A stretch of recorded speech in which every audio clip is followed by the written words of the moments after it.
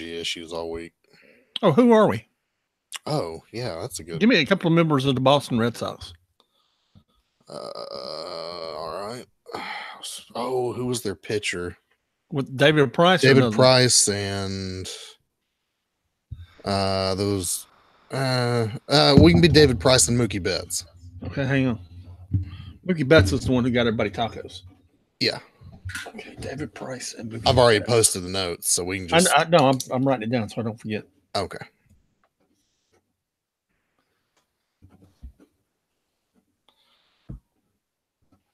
Make sure this cell phone is silenced.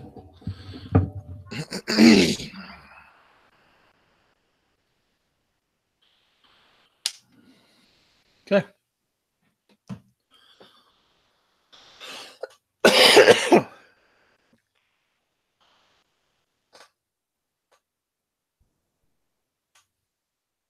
All right. Ready? Yep. Okay. 3, 2, 1.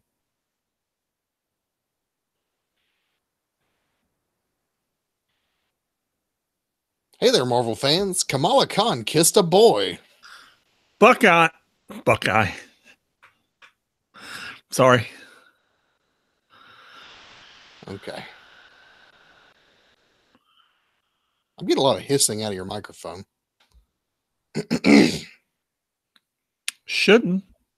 I mean, I'm not doing anything that I haven't done before. There was a jet flying overhead just now. Is it good, or you want me to unplug it and retry everything? It's fine. Okay. All right. 3, 2, 1.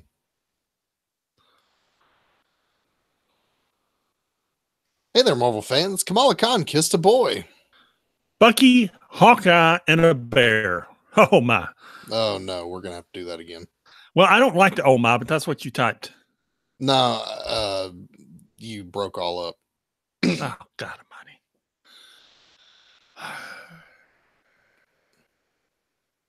Okay.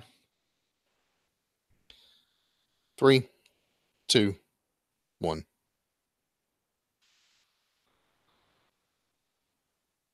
Hey there, Marvel fans. Kamala Khan kissed a boy.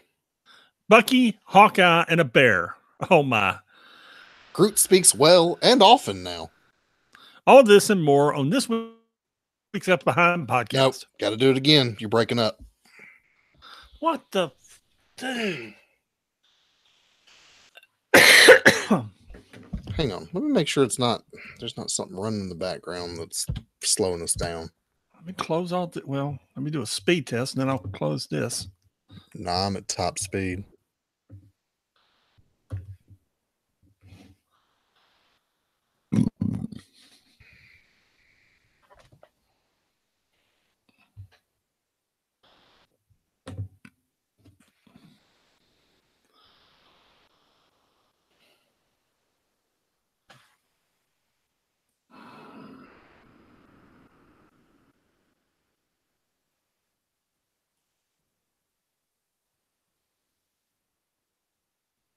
Dude, I'm better than I usually am. I'm like 14 down and 3 up.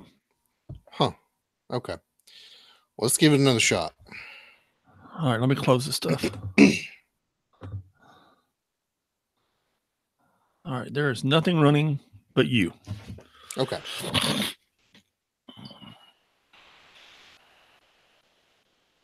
Am I buffering now? Just a little.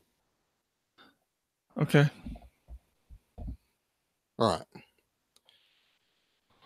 3, 2, 1. Hey there, Marvel fans. Kamala Khan kissed a boy. Bucky, Hawkeye, and a bear. Oh, my.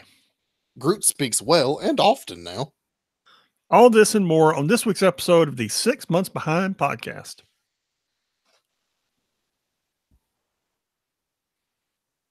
Three, 2. Okay. Sorry. 3, 2, 1. What is up? This is the 6 Month Behind podcast for the week of 10/22/18. I am Pat. And I am Sean.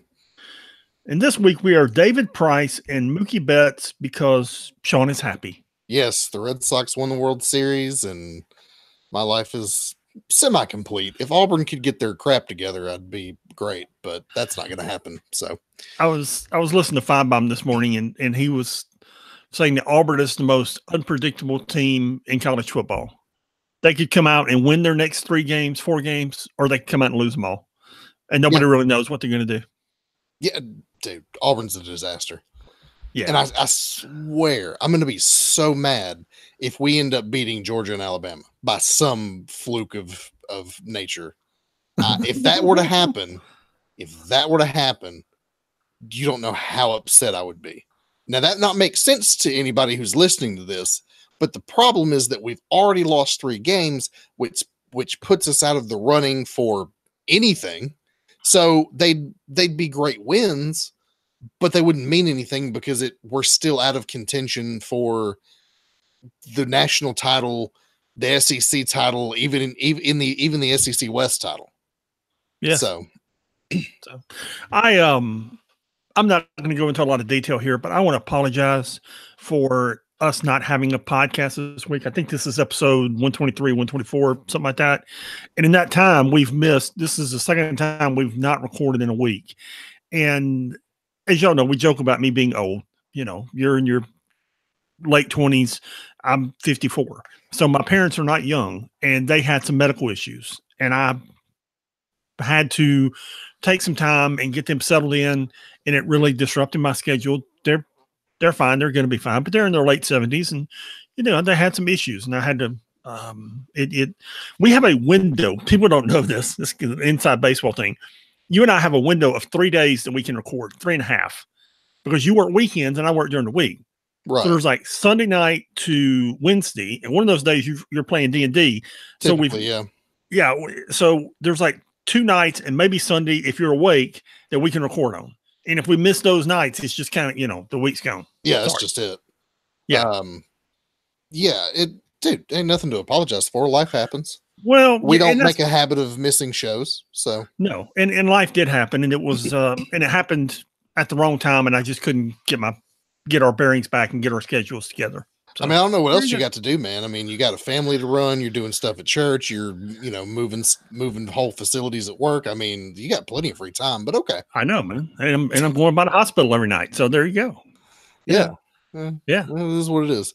But what that means is you get a jam-packed episode of 6 Months Behind this week. We have 32 books to review. Yes. 32. Some of them are going to be, this book sucked. Yeah, some are going to be brief mentions. We're probably going to go in depth on a few of them. But yeah, there's going to be a handful. And there's 2 or 3 that I cut from the lineup altogether. Because that Falcon book sucks. Squirrel Girl, while a great book, is dude, it's Squirrel Girl. There might have been 1 or 2 others that we ain't got time for, so I kicked them to the curb. But pretty much everything else we're going to cover. Yeah, and there's a book that I read last week. It came out last week, the week of the 15th, that really surprised me, and we're going to talk about it a little bit. Before we get into all that, Marvel, Netflix, and Disney have been in the news a lot since we were last in the air. Netflix canceled both Iron Fist and Luke Cage. And today there was a story where they're him-hawing. They've got another season of Jessica Jones and a season of The Punisher in the can. Yeah. After that, they're him-hawing as to whether or not they're going to do anything. Because Disney owns this property, owns the characters. Netflix owns these shows because they created them. But it's like the Luke Cage thing. There's nothing preventing them. I can't remember the actor's name. I love him because he was in The Good Wife and he was in some other stuff. Mike Coulter. Thank you. Before he became Luke Cage. He was in several things I enjoyed before he became Luke Cage. There's nothing to prevent Marvel from hiring him and putting him to work as Luke Cage in the Marvel Cinematic Universe, whether it's on the Disney pay subscription channel that's coming or it's in a Marvel movie. There's absolutely nothing preventing them from doing that. Same thing with the guy who played Danny Rand or any of these actors. They can do whatever they want with them because they own the property. Right. Some have suggested they're going to do a Heroes for Hire show. Some have suggested they're going to do a Daughters of the Dragon show. I'm skeptical of that. I think Marvel is maneuvering to take those properties away from Netflix so that they can put them on their own platform. Yeah, absolutely. And of course, Luke Cage of all the Netflix shows, Luke Cage and Iron Fist were the two least popular. Yes. So maybe it's just trimming a little fat because Jessica Jones is super popular. Everybody's watching Daredevil right now. Dude, that Daredevil, that thing is off the chain, man. It is so good. Holy cow. Yeah, I've watched the first episode. We're 3 days out from Halloween, so I'm just full into horror movies and stuff right now. But come November 1st, I'll dive deep into Daredevil and I'll be caught up on that. But it's really good. I mean, you got the Kingpin. The guy who plays Bullseye is just magnificent. I mean, from the moment you see him, you're just like, oh, that's the guy. That's Bullseye. That's the guy that's going to become Bullseye. And he does it amazing well. And they do this thing. I'm sure it's been done before, but when he starts losing his mind, he hears this buzzing in his ears and he starts losing control, which is really a good representation of what happens to Bullseye. Because how do you convey emotions or insanity or something in something that happens inside a person? How do you portray it in a audio-visual manner? And they do this buzzing thing in his ears, and it's pretty cool. It's a great show, man. And the guy who plays Kingpin, Vincent D'Onofrio. Yeah. Dude, he is just awesome, man. He's good in everything. I mean, everything you've seen him in, he just has this presence about him that's just intimidating, but also he gets into that character so well. Not just Wilson Fisk, but he was good on movie. It was Jennifer Aniston and a dude whose name I can't remember. They made this awful movie. And it was awful because of the ending, but he was in it and basically just stole the movie. And he was only in like 3 or 4 scenes and just stole the movie, man. He was great. Well, and one of his, and this is when he was kind of just getting into the business, but his villain character on the first Men in Black movie is hilarious and iconic because he's just so ridiculous. And he portrayed that so well that, it's one of those movies. All the lines from that movie, when you're with a group of friends, you start quoting them and stuff. I mean, dude, he's a fantastic actor. Yeah, he is. Anyway, we got a ton of books to review, so we should get to it. If you want to get in touch with us, you could email us at 6monthsbehind@gmail.com. That is the number 6monthsbehind@gmail.com. The website is www.6monthsbehind.com. And up until a couple of weeks ago, I was current on all their alternate covers and the news stories, and I will be again soon. Okay.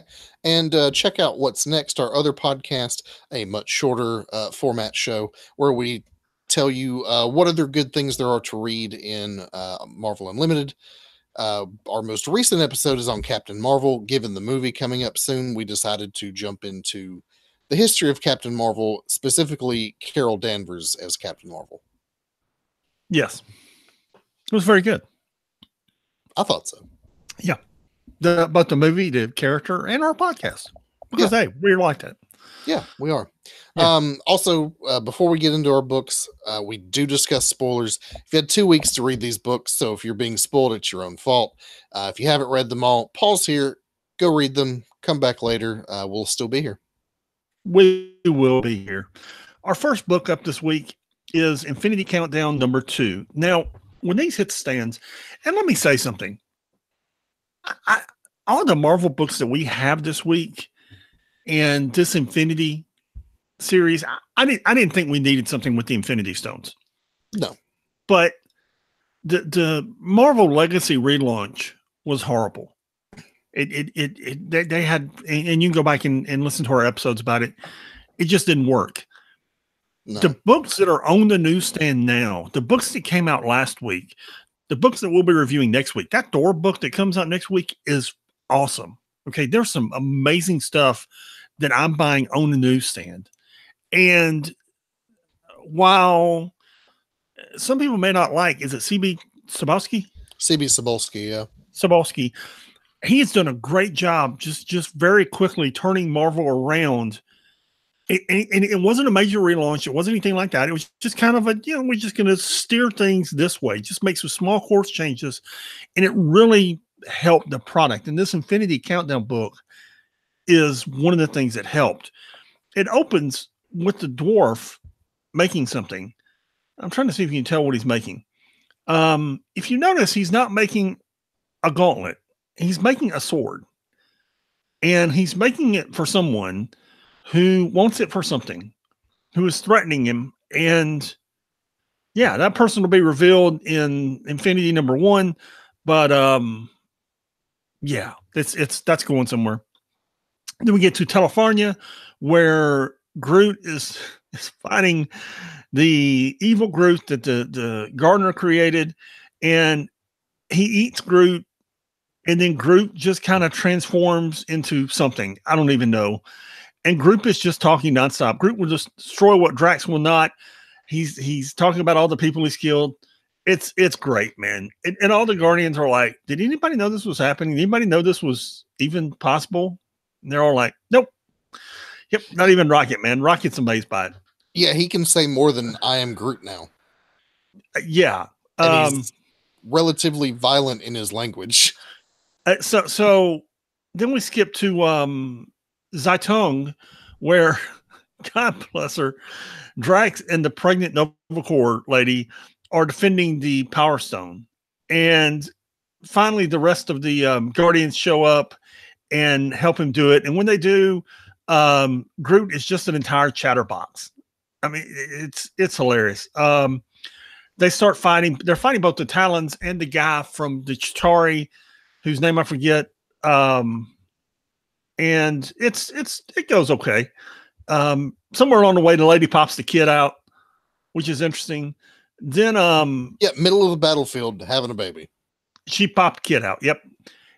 I couldn't remember when this happened. And you got to go back and read the recent Guardian series, because this has been building for a couple of years. Richard Rider finally meets his brother. They both realize they thought the other was dead. And, then they're faced to have to fight the dude from the Chitauri.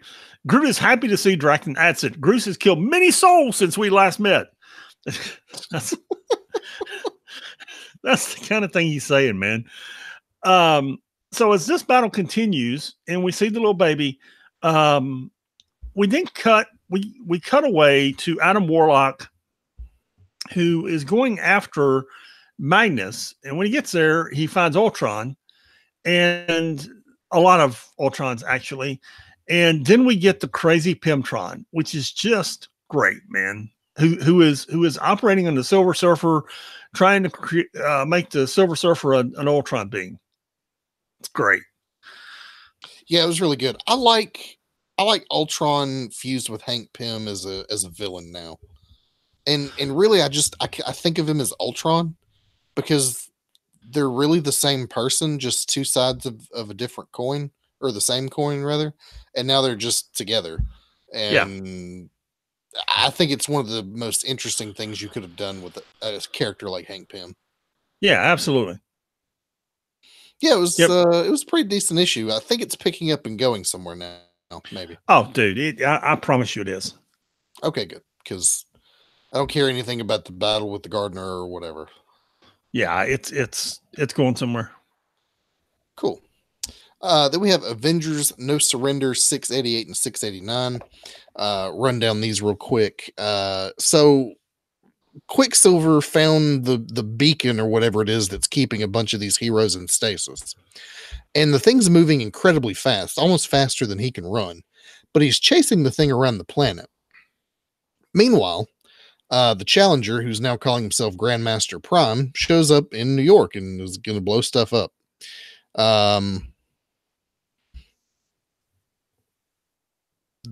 He runs into the Hulk, who they punch it out a little bit, but then he literally punches the Hulk into space.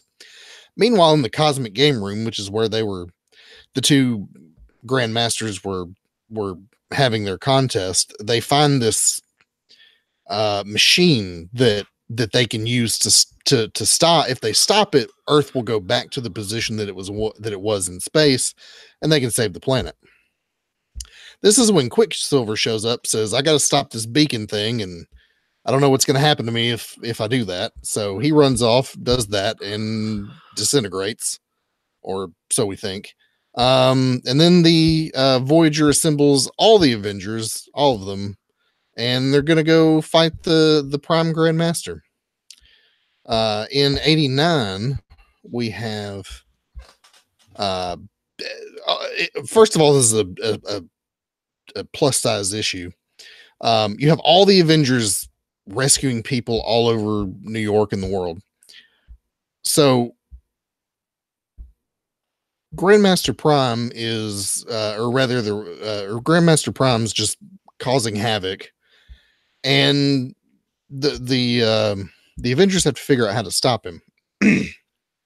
Meanwhile, Lightning goes to the Cosmic Game Room, or whatever it is, and goes to the other Grandmaster, or the Games Master, and says, "Hey, you've got all my friends in stasis. I need those." And he doesn't care, so he challenges him to a game of Texas Hold'em. The stakes are he gets his friends back. Well, he kept raising the stakes along the way. Yeah. They finally figure out how to defeat Grandmaster Prime. Lightning defeats the Game Master because he has a distinct advantage. Yeah, everybody, the Avengers saved the day. Hooray. What you think of this whole Lightning and Grandmaster playing Texas Hold'em? That was neat. I enjoyed because of the way it played out. Because essentially what he does is he says, you know, the final stake was their lives, and you know the Game Master's not going to give that up, so he folds, and Lightning gets what he wants. It was good because he beat him in his own game. Yeah, I thought it was. I thought after 16 issues we could have gotten to see a little bit more.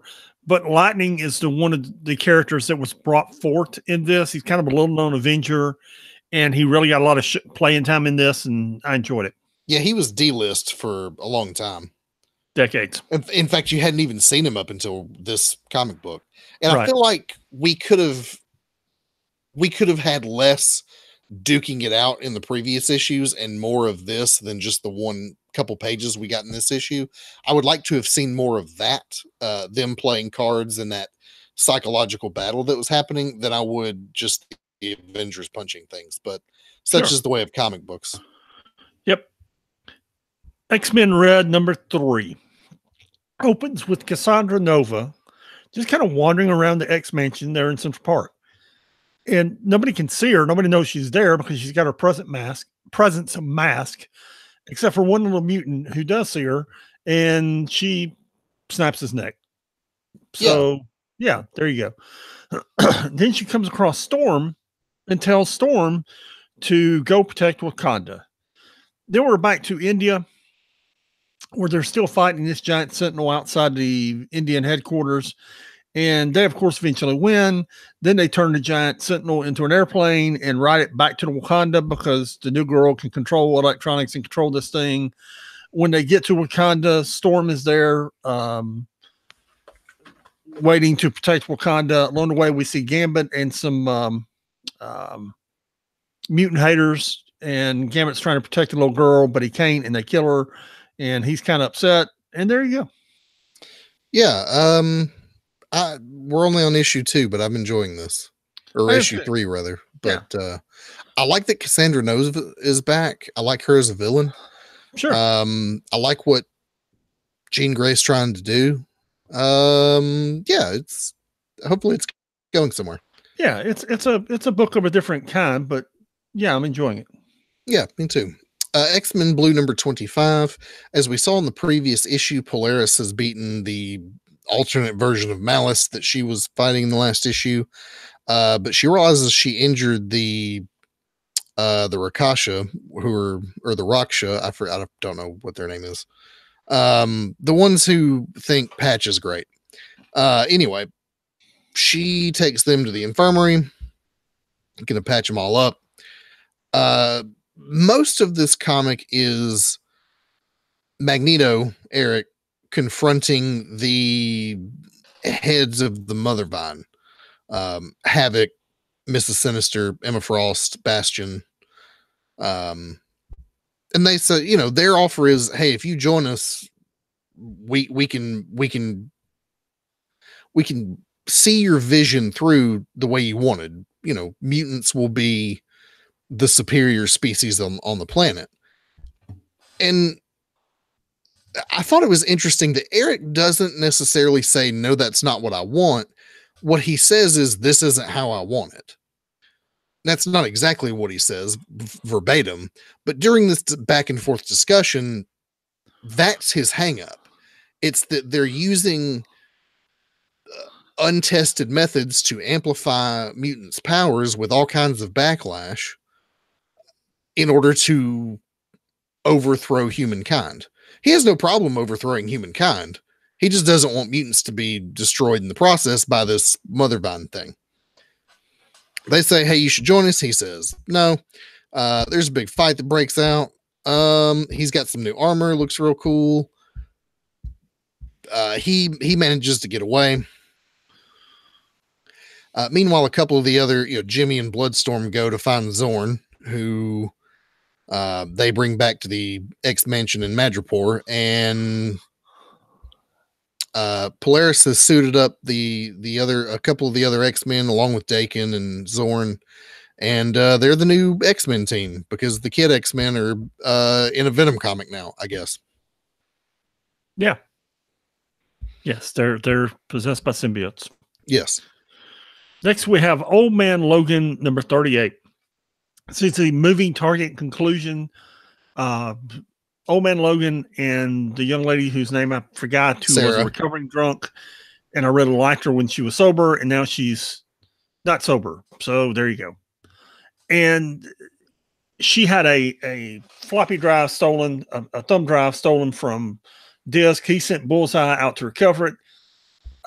Bullseye and Old Man Logan fight a lot, and eventually Old Man Logan gets the disc from Bullseye, makes it back to Fisk, and Fisk just gladly shows him what's on it, which is videos and pictures of he and Vanessa in happier times. There's a note this takes place before Daredevil number 600. Then I'm not sure Logan believes, I'm not sure I believe that's everything that was on that disc, but they have some words over it, and Fisk is like, nobody steals from me and nobody comes in here and threatens me, so we're not done. Logan's like, no, we're not done, but we'll get back to it. And goes and checks on Sarah in the hospital, who's recovering, and there you go. It was a good story. Yeah, I enjoyed the story. I did too. It was good. It was good art. I may have mentioned the last time we recorded that Wilson Fisk being the mayor of New York is a brilliant move and creates all kinds of stories that you can tell across multiple titles and heroes. It's not just a Daredevil thing. You can put, because of his anti-superhero stance, you could have him be the adversary of almost any superhero in New York. Yeah. And I hope it doesn't end anytime soon. I have a feeling it will, but let's hope it doesn't. Well, we try not to give too many spoilers, so I won't talk about it. Okay. Then we have Domino number 1, a brand new Domino solo comic written by Gail Simone. Now, I was a little skeptical because Domino's not my favorite character, but I saw Gail Simone was writing it, and I went, oh, well, this is going to be good. And I was right. So the book opens with Domino having received a gift of a puppy. And the puppy is white with a black spot over one of its eyes, just like Domino. And she's having this argument with the dog and by virtue herself about whether she's going to like the dog or not. So yeah, she decides to keep the dog. We get a little flashback to earlier in what looks like earlier in the day, and they're on some mission in the Pacific Northwest to fight uh, creatures of some kind. That's not really important.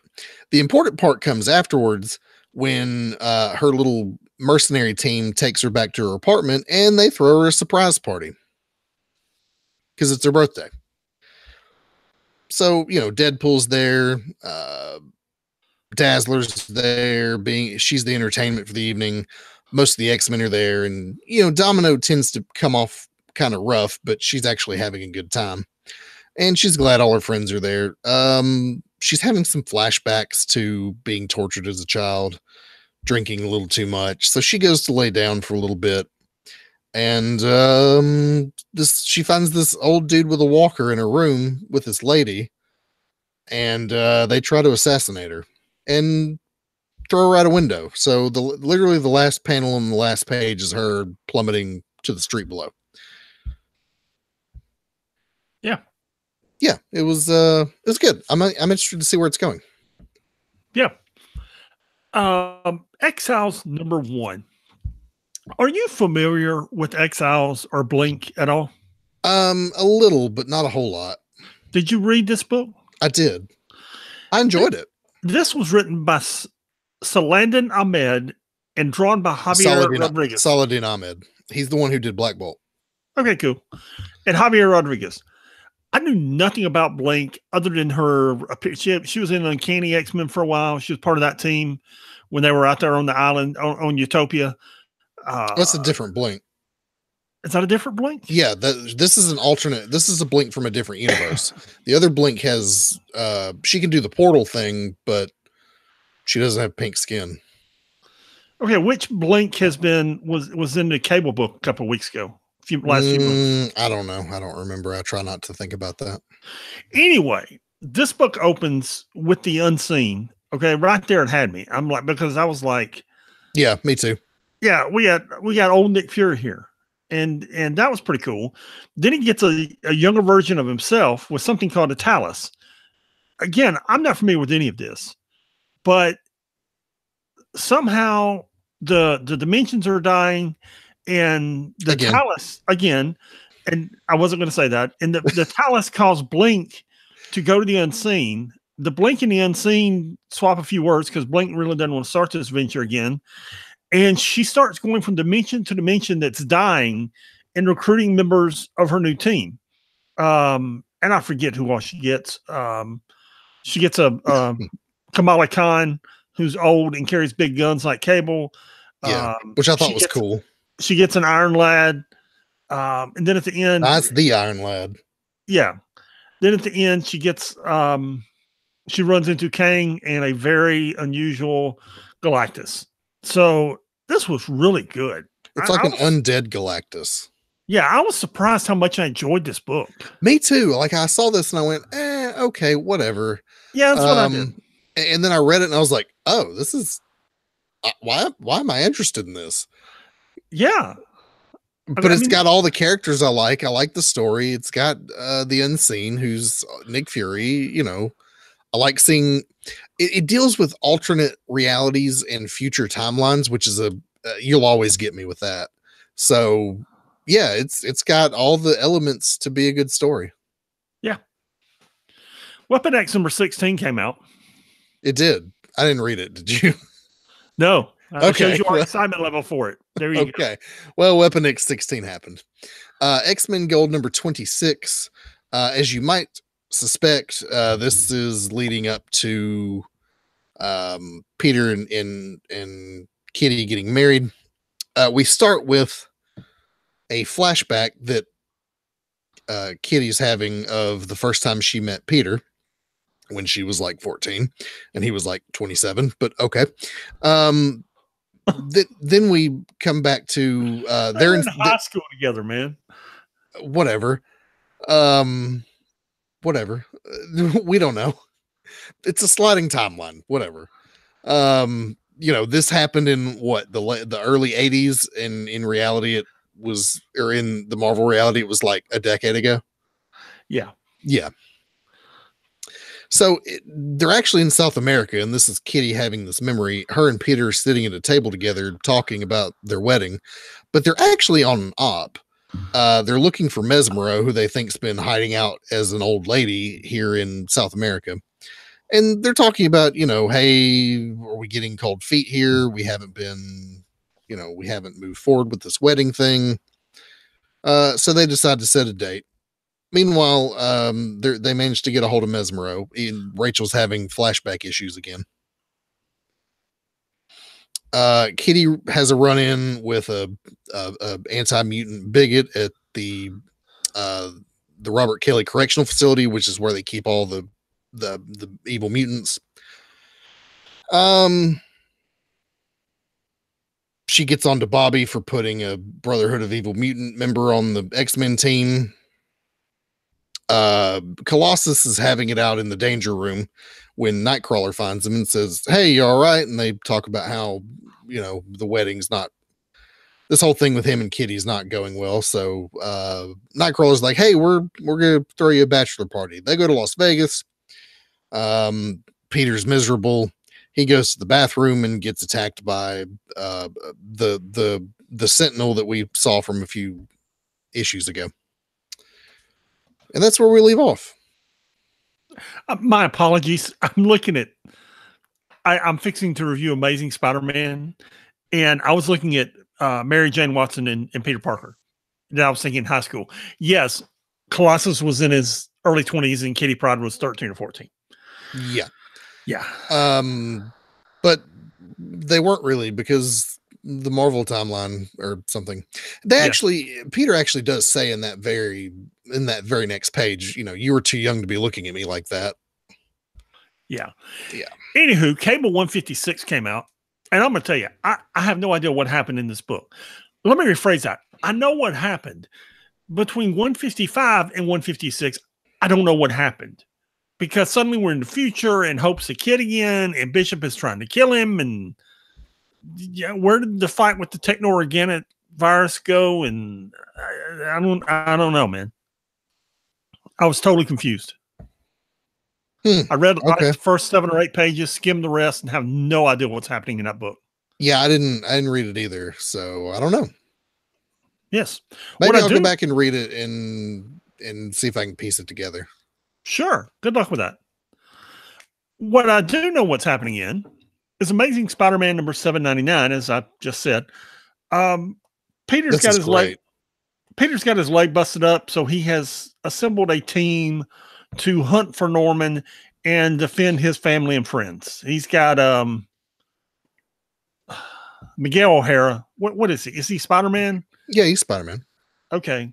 And Peter Parker, Spider-Man. He's got Silk. He's got Johnny Storm. He's got Mary Jane Watson secure in the Avengers Tower. He's got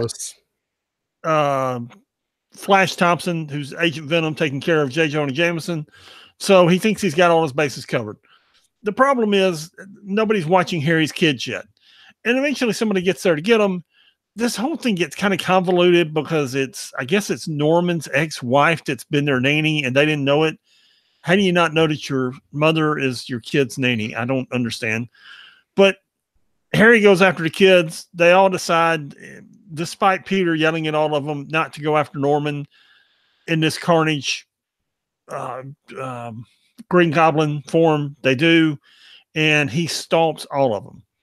And Peter goes and with the bum leg and all, because, he's Spider-Man and he's got to go save the day. And as he gets there, the last thing that the Anti-Venom is able to do is heal his leg. And that leads to the big showdown for next issue. Yep, number 800, and it's going to be a doozy. Yep. Isn't that like a 50-page comic? I don't know. Okay. I think it's going to be like at least a double-sized issue. I think it's a double-sized issue, and then I think Dan Slott does 801, and then he's done. Yep. Yeah, and then Nick Spencer takes it over, and it's probably going to suck. Spider-Man Deadpool came out. Yeah. We don't care.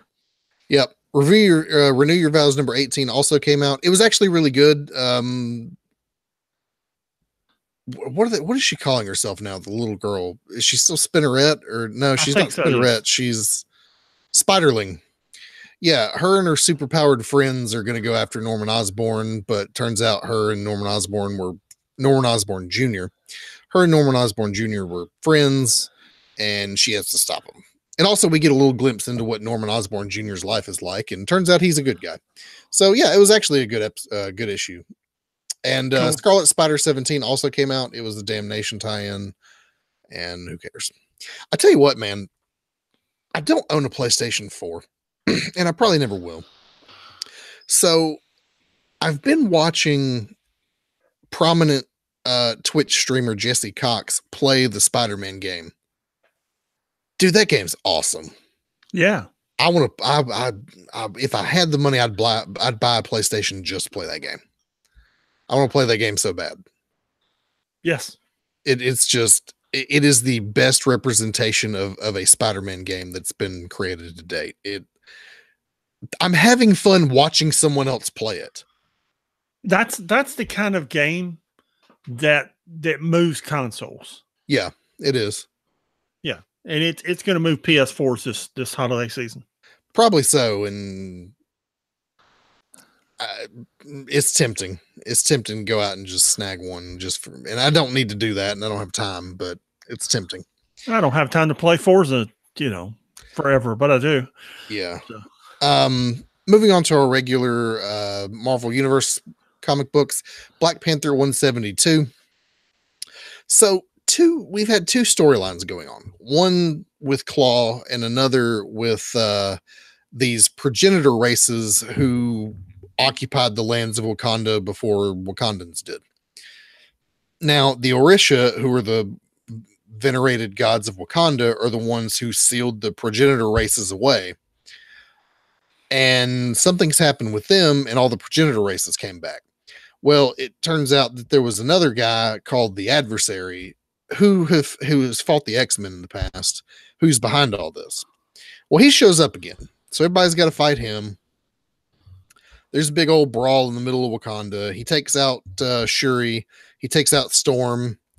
Things are not going well, but suddenly Storm finds herself, as she did much in that X-Men book that we saw a week or two ago, and just comes back to full power, is empowered by all the people of Wakanda, busts the dude down, seals him away magically.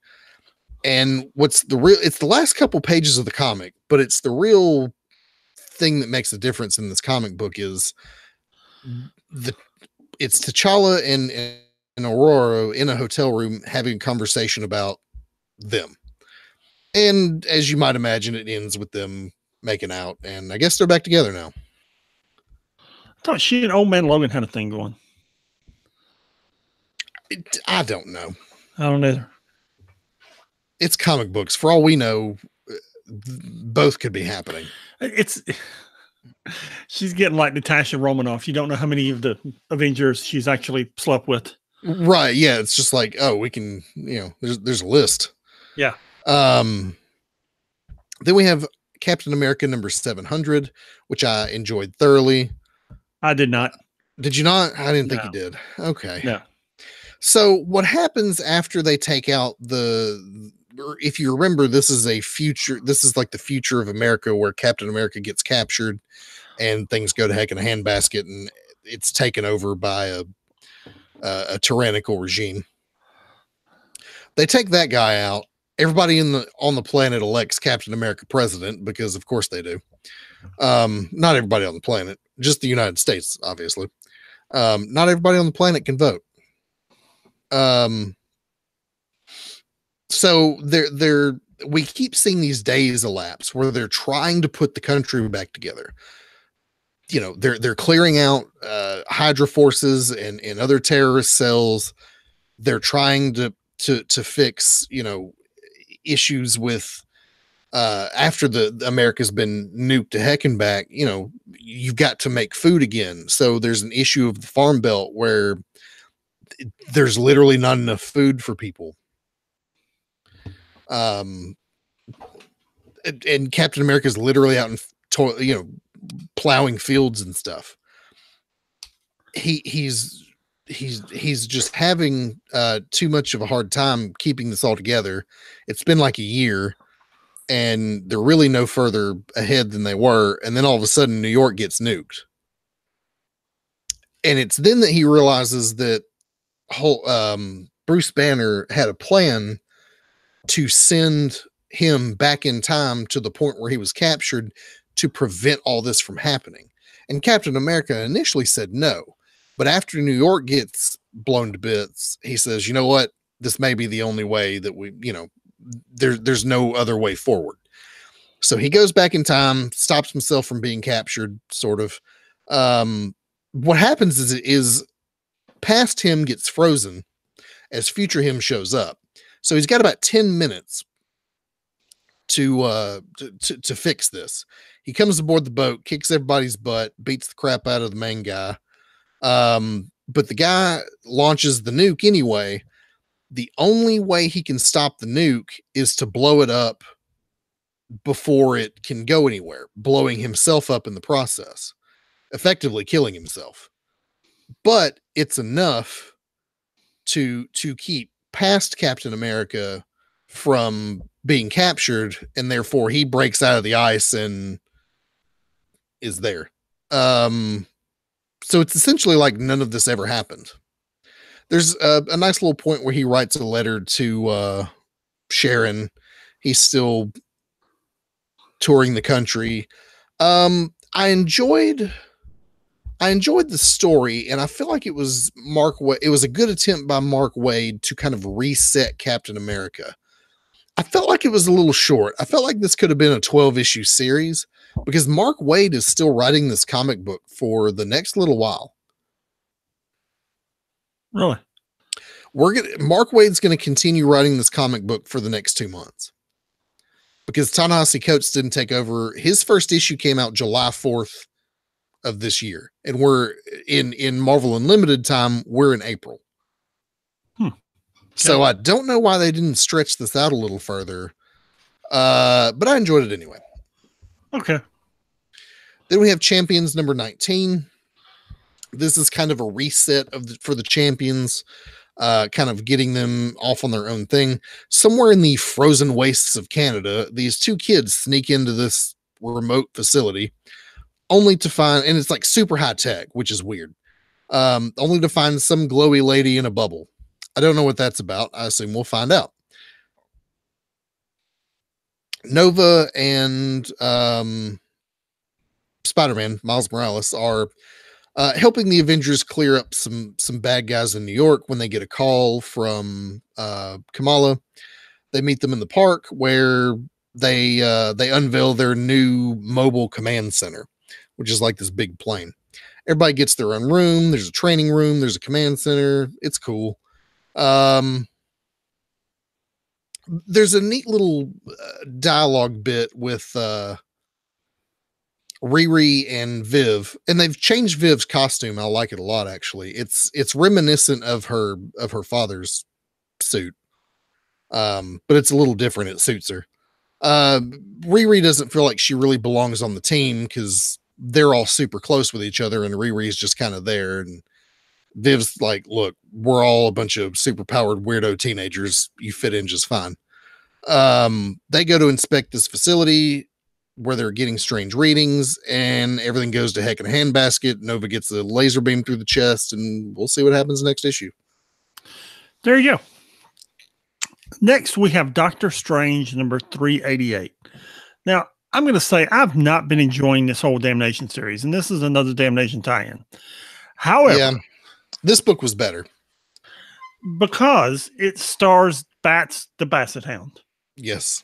And anytime I get Bats, I'm happy. And the book is narrated by Bats. The fight in Las Vegas on Earth isn't going well. As a matter of fact, the evil Doctor Strange is trying to kill Wong. So Bats, being not really a Basset Hound, but the ghost of the former Basset Hound, just dives into Doctor Strange's body and possesses it because he's a ghost and he can do that. And he and Wong have a conversation. Then he goes to the astral plane where Doctor Strange's soul is and starts having a conversation with Doctor Strange. And it's pretty funny because Doctor Strange sits down and says he's having a bad year and starts telling Bats how much his life sucks. And I don't do this often, but I'm just going to read this dialogue. Bats finally says, look, my best friend and owner of 16 years had a heart attack and left me alone in the shelter. Then I was adopted 2 more times, abandoned at a magical vet's clinic, got turned into a spy, and then I died and brought back to life as ghost by an actual god. And now I'm here in some kind of soul prison with a Moby musician who can't pull his head out of his ass long enough to help his actual friends who are here to save him. Oh, and I'm also doing this while I'm doing my best to lose my sanity is, hey, by the way, I'm kind of piloting your body now against the dark forces of Satan while I'm also in here yelling at you. But hey, my bad. You had a tough year, right? Yeah, that was great. That was funny. That was great.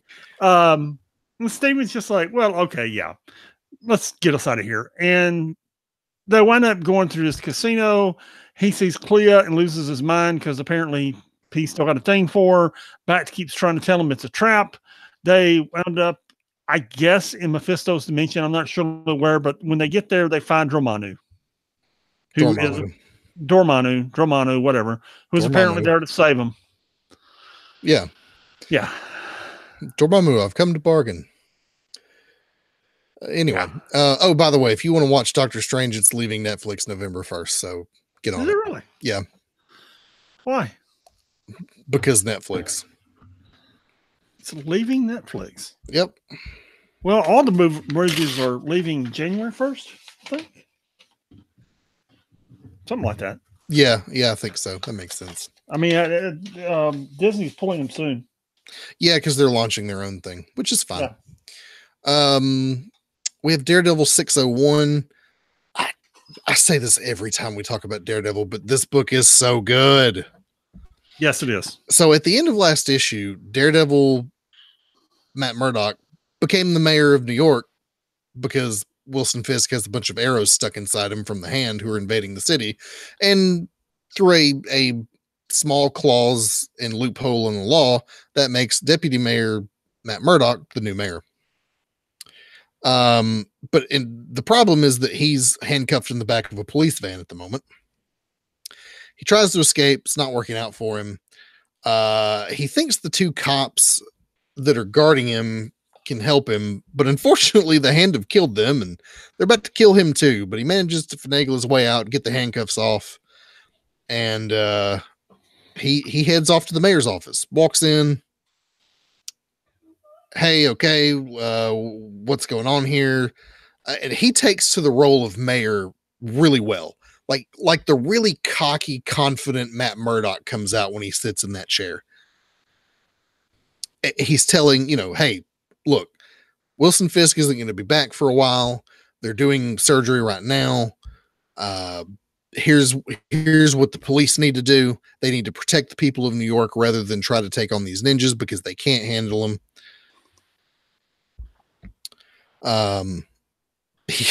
One guy's like, look, he enlists the vigilantes to help. Wesley, of course, has a lot to say about that he can't do that because he's just the deputy mayor and he won't be mayor forever. And his law clerk says, he asked the guy, says, can I do that? And he says, yeah, you can. And then he fires Wesley and tells him to get out of the office. He lets all the Avengers out of the raft. Is it the raft? No, that's Rikers Island. Same thing. Rikers Island. And he's getting ready to, from the desk of the mayor, take back the city of New York. Meanwhile, at the Temple of the Beast, which is the headquarters of the Hand,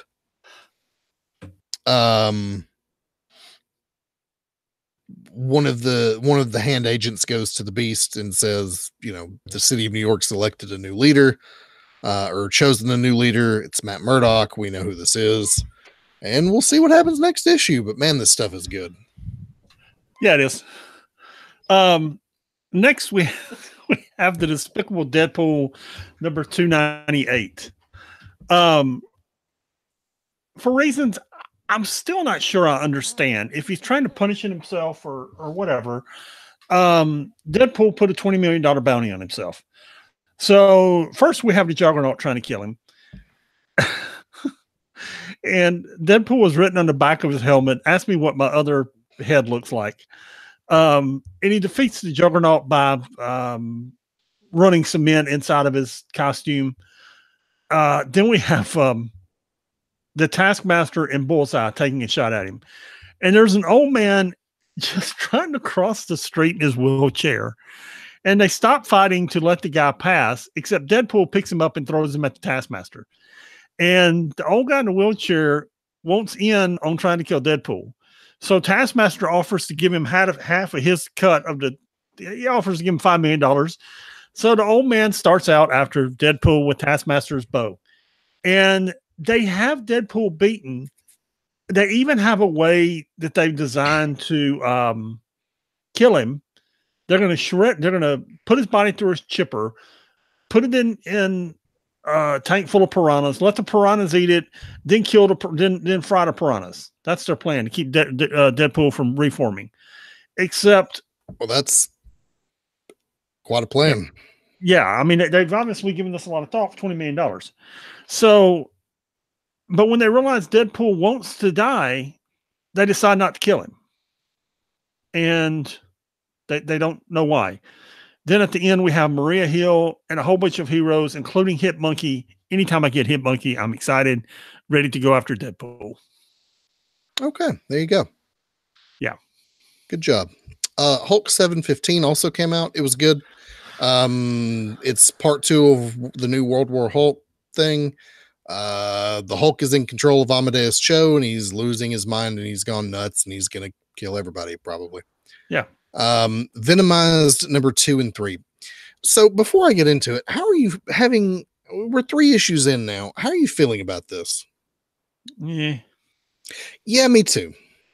Like, it's on a level, it's cool, but on another level, it's like, it's a lot of Venom. I think what I enjoy about this, because the bulk of these 2 comic books are fighting between the regular heroes and the Venomized heroes as the Venoms try to take over the world. And I think the thing I enjoy the most is the mystery of where these Venoms come from and what their motivation is. Yeah, and let me sidetrack you for just a moment. There was a flyer at the comic seller a couple of months ago showing all the Venom series that have come out that you can buy either back issues of, get trades of, or read on Marvel Unlimited. And then it had all the series that are coming. So apparently these things are selling ridiculously well. And the movie's doing much better than anyone thought. You saw the movie, didn't you? Did you see the movie, Venom?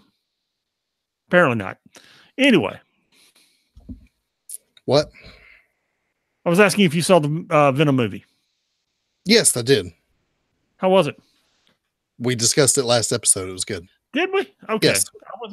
It's been 3 weeks, man, and I've slept once since then. So I understand. Yeah, so Venomized number 2 and 3, I'm going to sum them both up together because the bulk of these comic books is just the punching and fighting in the streets. But what you have is, you have these Venoms who are from an alternate reality. And as we saw in the previous Venom story arc that introduced them, their motivation is to capture more superpowered Venoms to fight the white Venoms and dominate the galaxy. And at first we thought their leader was Dr. Doom, but it turns out he answers to venomize Thanos. Well, it may turn out in this that there's someone else leading this whole thing. We don't know. But they're also devising plans to deal with what they call the anomaly, which is Carnage, which is a symbiote that they've never dealt with and he doesn't assimilate with symbiotes normally. They have a second anomaly who's Kid Kaiju that they also don't have a plan to deal with yet. And through the whole thing, heroes, they're fighting, the Venoms are fighting the heroes, and some of them get turned and some of them make it. And some of them take on the white symbiotes who are the enemies of the black symbiotes, and it's good. It's just, I don't know where it's going really. Also, they're sneaking a Marvel Universe spanning event under our nose with this thing. Yeah, everybody's in this. Everyone. Absolutely. Yeah. Name a Marvel Universe character and they're in it. Yeah. They're here. Yeah. And normally this would be something that Marvel would have promoted for 6 months before they ever released anything about it. Would have made 1,000 tie-in issues and made it one of their big summer events. But that's not what they're doing with this. They're putting it all in this Venomized thing, and it just is what it is. And you know what? I think I like that. I don't mind the big universe spanning events, but something like this where everybody shows up, but all you got to do is buy the main book. That's a good course of action. Yeah, absolutely. Next, we have Thanos number 18, which is the last book in this series as we head into the Infinity series. And Thanos and old Thanos have defeated everyone. And Lady Death is there as her bride. I like how she's artistically portrayed in this. It's pretty cool. And she's there, but she's waiting on someone or something, I should say. And turns out the thing that she's waiting on is one of the Thanoses to be victorious because she can't marry both of them. So she's waiting to marry one. And they start fighting and they have a pretty good brawl. And at the end, young Thanos decides not to defeat old Thanos. He's just going to leave him crippled and broken. And it's pretty cool because he realizes that old Thanos possessed the time stone that this whole thing began with, I don't even know, 6 issues ago. And he grabs the time stone and says, you know what? I'm going to do everything I can to make this not happen. And then he leaves, takes the time stone, teleports himself to wherever he wants to go. And finally, Death and old Thanos are together, except as their Death and old Thanos are together, the timeline is erased. And old Thanos looks at Death and says, what did Thanos do? And for the first time in my memory, in 20 or 30 years, Lady Death speaks and said he won, which means he erased all of this reality. Then there's some great art in this book with her. That's cool. I got to go back and catch up on this. This thing is outstanding, man. And it all leads into the Infinity stuff we're reading now. Who's writing this again? I just closed it. Bear with me. Literally just shut it down. It is written by Donny Cates. That's right, Donny Cates. Yeah. I knew it was Jeff Shaw's doing the art, which is just amazing. I knew it was one of their more prominent writers. Yeah. Okay. Yeah, I got to catch up on this. And I'll tell you what, the things they're doing with him, with Thanos in this main Infinity series, they're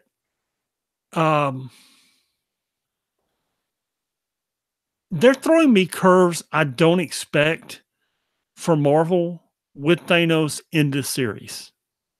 And it's really, really good. Yeah, I mean, after you've been reading Marvel comics your whole life, when they can do that, that's impressive. Yeah, I thought so. Yeah, absolutely. I'll tell you what you probably weren't impressed with was Miss Marvel number 29. Yeah. Did you not read it? Nope. Okay. Well, I've given up on it. Good, because you'd hate it. I'm sure I would. We begin the issue with Kamala Khan's brother and sister-in-law having their baby. And Kamala Khan's out on patrol and she's just ecstatic because she's an aunt now.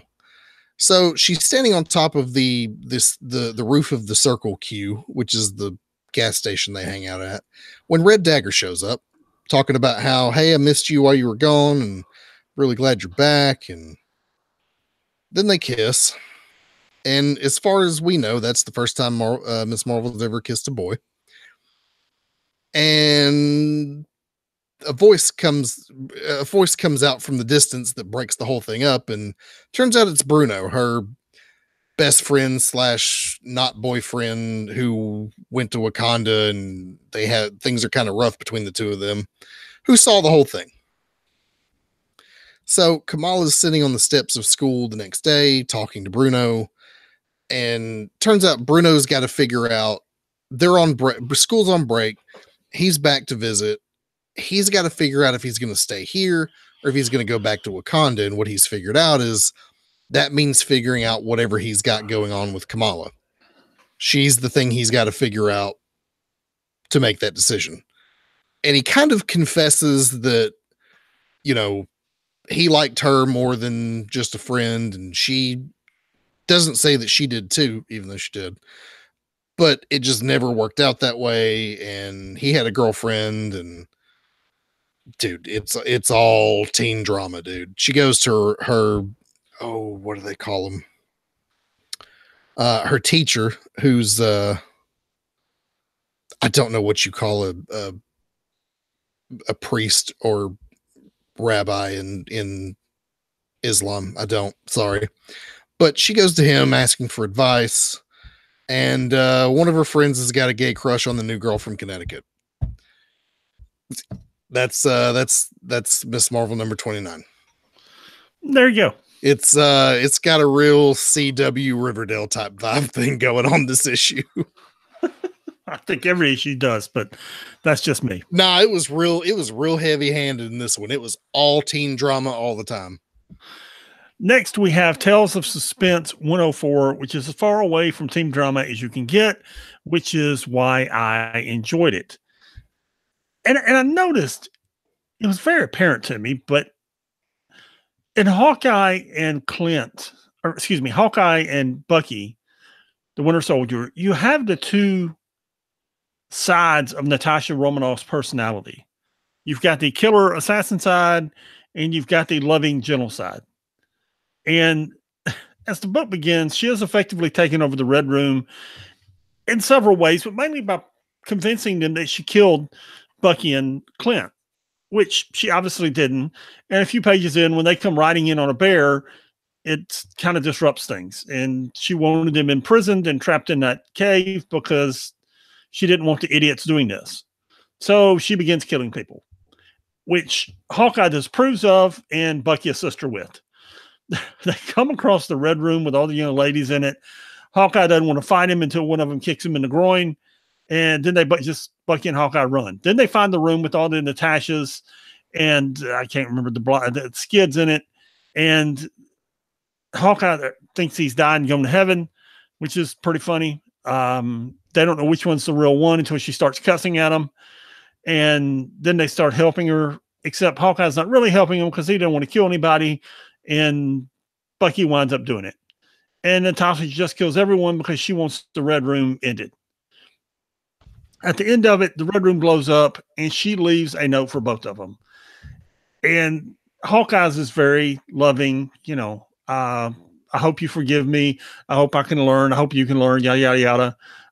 Bucky's is like, hey, I'm going to keep doing this. Meet me in 2 weeks at this location. Yeah. Yeah. It was good. It was very I enjoyed this. Yeah, it's the last issue, right? Yes. It says Black Widow continues an Infinity Countdown. Cool. Yeah, I really enjoyed this. It was a good comic. I enjoyed it thoroughly. I wish they would keep the Tales of Suspense thing going. Like just move it to a new storyline. I think the Tales of Suspense title can be used to tell other stories that aren't, mainline or solo books.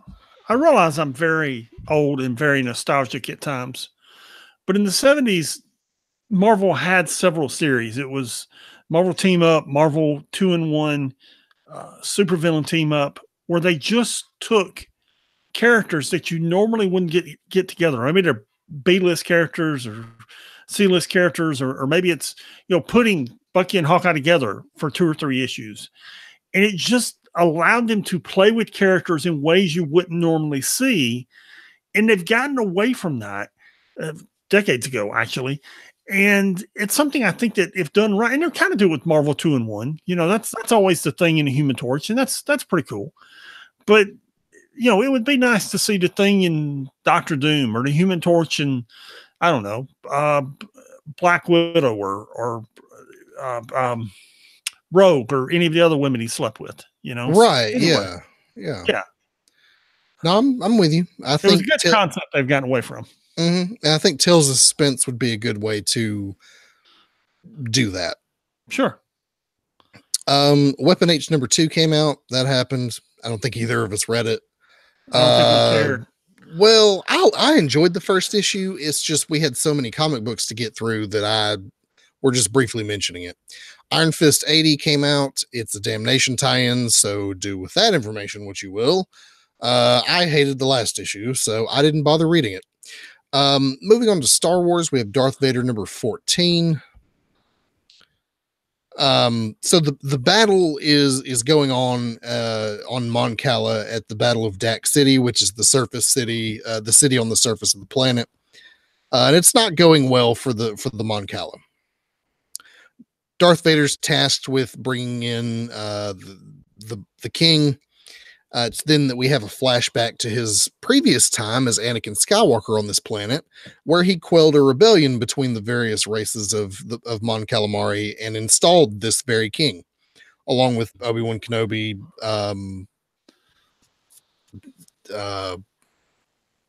Padme, and his Padawan, whose name I suddenly can't remember.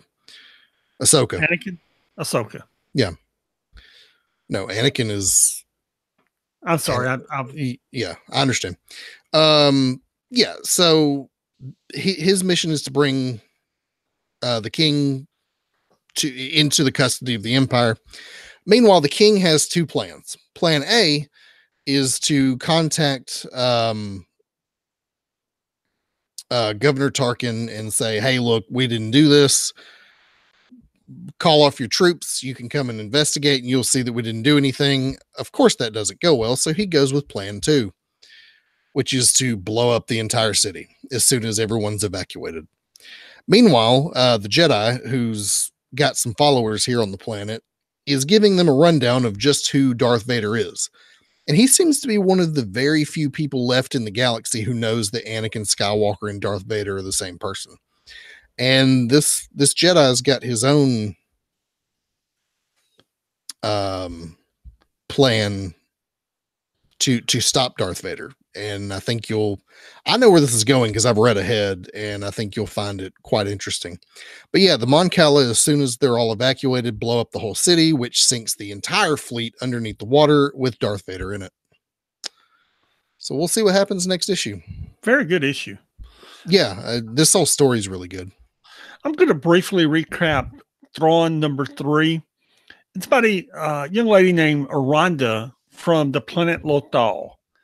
And her rise she plays a huge role in the Rebels show. Does she? Yeah, she's one of the main characters.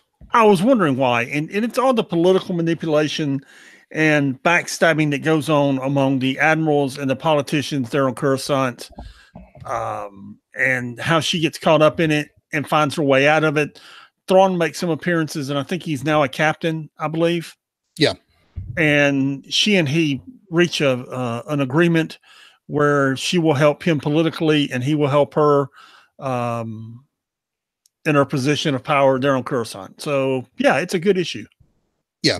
She, Lothal is one of the main planets that Rebels takes place on, and she becomes, as you see at the end of this issue, governor of Lothal. Yes. And is therefore one of the main adversaries for the group of rebels in that show. Yeah. Because at the end, the liberation of Lothal from Imperial rule is that is the singular event that brings all the separate rebellious cells together into one rebellion and allows them to defeat the Empire. I was discussing with someone over the weekend via text that I haven't watched the Star Wars cartoons as they've come out. Mm-hmm. And I'm looking, I will probably get the Disney app just to get caught up on all the Star Wars cartoons. Yeah. You can watch Clone Wars right now because it's still on Netflix if you wanted to watch it. The first season's just okay. It really hits its stride in the second season and keeps going. It's really good. Rebels is good. It's obviously a kid's show, Right. but so you have a few episodes that are kind of silly and don't really move the story very much. But particularly in the latter half of season 2 and into the season 3 and 4, it gets a little more serious and starts to really to move things in the Star Wars universe. Sure. It's really good. I haven't watched Resistance yet. I don't have time to watch more TV. I understand. Poe Dameron number 26. So do you remember in The Force Awakens when he gets captured by Kylo Ren and then escapes with Finn in the TIE fighter? Yeah. Well, remember they crashed that TIE fighter and somehow Finn thinks Poe's dead, but Poe actually escaped. This whole issue is him recounting how he escaped that TIE fighter crash to Rey and Finn. It's a good issue, but that's what's happening. Okay. So, yeah, it was good, but there's not a whole lot to say about it. Okay. And that is all of our comic books this week, all 32 of them. What was your favorite one, Pat? You know, it's a toss-up between that Exiles book and Amazing Spider-Man 799. And I believe I'm going to go with Amazing Spider-Man 799, but I really, really surprisingly enjoyed that Exiles book. Yeah, I did too. That was good. X-Men Red was good. Spider-Man, of course. Actually, we did enjoy Champions. Daredevil was good. Daredevil was great. I enjoyed Miss Marvel, even though you didn't. But I think Captain America 700 is going to be my go-to because it just hit all the high notes that I enjoy about Captain America. Sure. So good. Yeah. In the dump this week. Go ahead. I was going to say, tell us what's in the dump. Muties, some Peter Parker, the Spectacular Spider-Man, the great Secret Defenders. Lord, was that series bad? And just to appease me, I get some Marvel team-up books. Yeah. And West Coast Avengers. Yeah. I looked. Like 40 of the 150 Marvel team-up books are now there. You got plenty to read.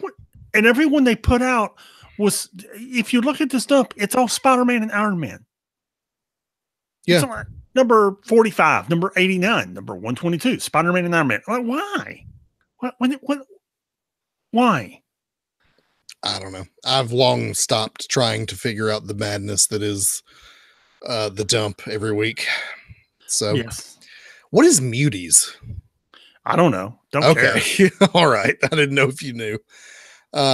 Anyway, that's going to wrap us up this week. If you want to get in touch with us, you can email us at 6monthsbehind@gmail.com. That's the number 6monthsbehind@gmail.com.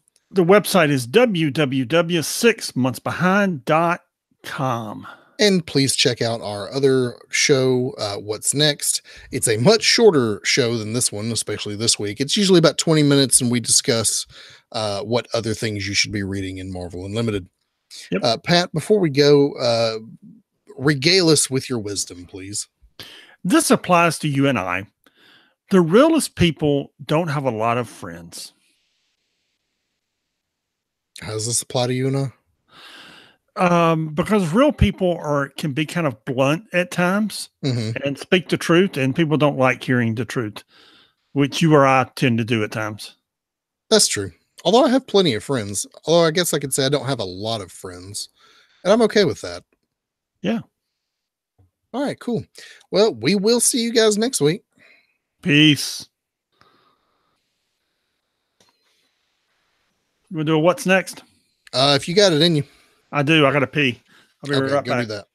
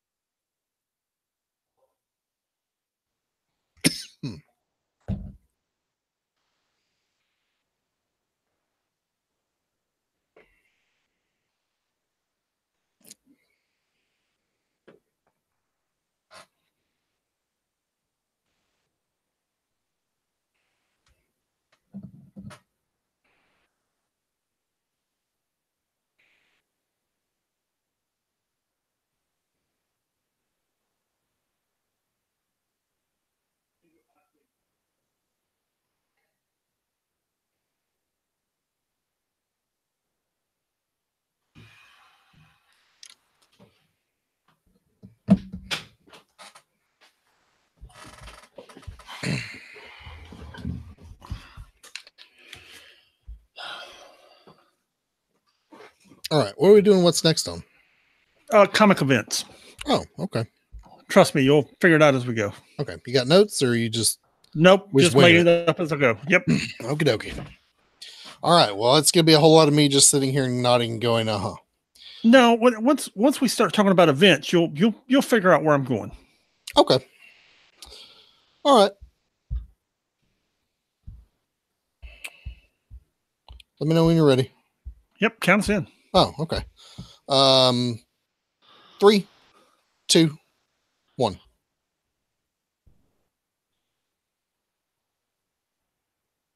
Hello again. This is the What's Next podcast. I'm Pat. And I'm Sean. And we're the guys who bring you the 6 Months Behind podcast about what comes out every week in the Marvel Unlimited app. And we also do this podcast, which tells you other things you can read in the Marvel Unlimited app. Now, I don't know what triggered my train of thought in this, but I was reading something and I went to if you go to browse, you click on comic events and all the events are there. And I assume that's where you are, Sean. And if you're listening alone at home, that's where you should be too. Yeah, and we've been doing this podcast, what, 2.5 years now? 2 years, 2.5, something like that? 2.5, about. Yeah. And we have a lot more listeners now than we did then. And a couple of weeks ago, I got to reading Shadowland. Now, I've never read Shadowland, and I need to. There's a lot of events here, and they go back, for those of us who've talked about it, I'm 54. I've been reading comic books since 1976. Okay. I've basically been reading comic books around 40 years plus. Right. And even as recently as 5 years ago, you may buy a book off the stand, but let's say World War Hulk came out, where you could read World War Hulk and you may get the main issue and you may get the Hulk issue that goes with it, but there were like 12 tie-in books and you couldn't get all the tie-in books, and I think many of our listeners are considerably younger than me, obviously, and are new to the Marvel Unlimited app. And there's a lot here. And I don't, because everybody okay, well, let's read Civil War. Let's read House of M. Okay. Then you read those two and you're kind of like, well, what do we do now? And there's some great stuff here, like Shadowland. Shadowland is where Daredevil, there's probably 24 issues leading into it, but he becomes the leader of the Hand. And the Hand tries to corrupt him to do certain things. And there's 30 comics in Shadowland. Shadowland itself is a 6-issue limited series, and you've got the 30 other 24 comics that tie in with it. It's great reads, man. It's really good. And there's so many stories here that can be read. The original Secret Wars from 1985 is here. Secret Wars 2 is here. And it's not just saying, okay, I want to read that. I was, I forget what made me think of it, but, I know what it was. I read that Exiles #1 that came out a couple of weeks ago, and the Unseen is there. And it made me think about Original Sin. Yeah. The Original Sin was this great series, man. It was awesome. I didn't enjoy it as much as some people did. Maybe I need to go back and read it. I enjoyed the repercussions of it, but I don't think I enjoyed the actual event. Well, it was complicated because it was kind of a whodunit, and I don't really want to spoil it for people, but someone killed the Watcher, and the whole book is kind of a whodunit or the whole series is kind of a whodunit as to who killed him. Right. And there's a ton of events here that are absolutely worth reading. Yeah, dude, like the Mutant Massacre from all the X books back in the day. Yeah, Age of Apocalypse. Yeah. Age of X. All the Annihilation stuff's here, which I know you're a huge fan of. Absolutely. That Annihilation stuff, man, doesn't people don't get enough credit to what these guys did with these 26 issues to relaunch the Marvel Universe as we know it. Because at the time, the Guardians of the Galaxies were the guy from the 31st century. Nova was nowhere. Thanos was nowhere. Dude. And they rewrote it all, and it's now being put in the movies there in the Annihilation Conquest. Right. I mean, everything that you know about the Guardians of the Galaxy, everything that you know about the cosmic makeup of the Marvel Universe, all that happened in Annihilation. Yes. Atlantis Attacks is one of the first times that Namor attacked the surface world. And in 1986, it crossed 1985. Yeah, it's the dates are confusing me. Sometime it was 89. It was 89. It crossed all the annuals that summer. So every annual, you got an annual a week, and it was the next chapter in Atlantis Attacks as it went from book to book. Enemy of the State is the classic Wolverine series. Mm-hmm. Yeah, Dark Reign, which was good. Yeah, dude, this Enemy of the State was just outstanding. How many books are in Dark Reign? A bunch, because Dark Reign was the fallout of Secret Invasion, which you can also read here, where Norman Osborn is made head of S.H.I.E.L.D., turns it into Hammer, creates his own Avengers, and basically all the bad guys are sanctioned heroes, and all the good guys are on the run. 198 books. Yeah, 198 comic books, some of which deal with the fallout of Secret Invasion. But it was like a year in real time of the bad guys won, and they're on top now. And what do you do? And that was one of my favorite times in reading Marvel Comics. Yeah, dude, it was really good, man. And yeah, Maximum Carnage is here, Messiah Complex, Kraven's Last Hunt. If you haven't read Avengers versus X-Men or Inhumans versus X-Men, those books are here. I'm trying to see how many titles are in Inhumans versus X-Men. 18 titles. Those are really good. And if you're relatively new to the Marvel Unlimited app or new to comic books, this, pick a character and just glance at these, see what characters are involved in them, and read them, and you will be surprised. What we were discussing, I know what it was. We were discussing Havoc and how he got screwed up, and that happened over in Axis. Yep, 49 comics in Axis, where the heroes become good guys and the bad guys become heroes. By what happened? Professor X had the mind of the Red Skull had the mind of Professor X. That's right. Yeah. And he turned a bunch of folks evil. And they were fighting him, and there was magic involved, and it all got reversed. But because Havoc was like outside of time or something, he remained evil. Yeah, there were three characters. It was Sabretooth, who became good, Iron Man, who became evil, which led to the Superior Iron Man, which, holy cow, was that good, and Havoc, who stayed evil. Yeah, and if you enjoy that, if you enjoyed Annihilation, Realm of Kings is here, which has a lot to do with Nova and the Shi'ar and all that. Again, Secret Invasion, like we said. Spider-Verse is here, which if you're a Spider-Man fan, maybe you've been playing the PlayStation 4 game and are interested in all these other Spider-Men. That's good. If you're interested in the animated Spider-Man movie that comes out in December, that's a good primer to read. World War Hulk, Planet Hulk. I never read Spider Island. Oh, Spider Island's good. Everybody on the island of Manhattan gets spider powers. Really? Yeah. 28 comics. I've never read it, man. I need to. Yeah, it's pretty good.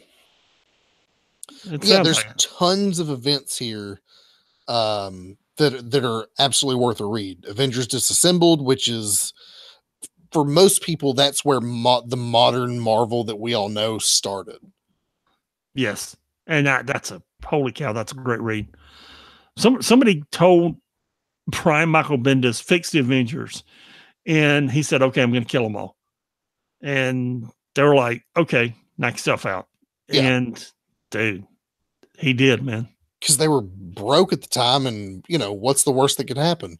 And turns out the worst that could happen was you create a movie studio, start writing movies based on all the stuff that he did and the other writers after, and you make billions of dollars. Yes, that's the worst that can happen. Yeah. Yeah. Yeah, and they're making, TV shows out of his Daredevil character. Yes. Jessica Jones. Yeah, and Jessica Jones. So, and Luke Cage and Iron Fist. Yeah. So that's I was reading this and I'm sure everyone knows it's there, that it's there in the browse tab, because we've discussed the browse tab before, but I'm not sure if you realize the depth of what's there. I'm going back and reading Avengers vs. X-Men. It's like one of the things I'm rereading. I don't know how many times I've read that series. A lot. It's very good. It's very good. It's got 43 comics in it. I lack the words to describe how good it is. If you read all the major story arcs and events that are in this browse tab, you would have most of the knowledge of the Marvel Universe at your disposal. You would be caught up on the majority of what has happened, the major events that have happened in the Marvel Universe. Yes. With a few exceptions, but it would be hitting just a handful of these events would be a good way to familiarize yourself with the universe if you're new to it, or you just need a refresher. Yeah, and as we said, just if decide if you want the mutants, if you want the 616 universe, if you want the Avengers, scroll around in here, find a title that it applies to, and you will enjoy it. Yeah. In fact, I'm thinking about going back and rereading Secret Invasion, and I may read Shadowland because I've never read it. Dude, I want to read Secret Invasion, but I forget how many I'm looking. It's a lot. 110 comics. Yeah, it's a bunch. It was a big event and it had a ton of tie-ins. But that was the first event that I read that I was like actively buying comic books on a weekly basis for, and I've got all of those in a box somewhere. Huh. I didn't know that. Yeah. Well, there you go. Yeah. Just throw it on the reading pile with everything else we have to do. Yeah. I'll throw it on the reading pile with all the comic books that we read every week, stuff we're researching for what's next, and all the books I'm reading. This 900-page book about Abraham Lincoln that I'm reading. There you go. Yeah. Well, all right, brother. That's going to wrap us up. Dig around in here. Go through, browse some of this stuff. Find a character you like and read it and enjoy. Absolutely. And if you want to email us about what events you like, you can email us at 6monthsbehind@gmail.com. That is the number 6 months behind and at gmail.com. Or you can check out the website at www.6monthsbehind.com. And please check out our other show, our regular 6 Months Behind show, where we review all the comic books that come out every week in Marvel Unlimited. That's going to do it. All right. Peace out. Peace.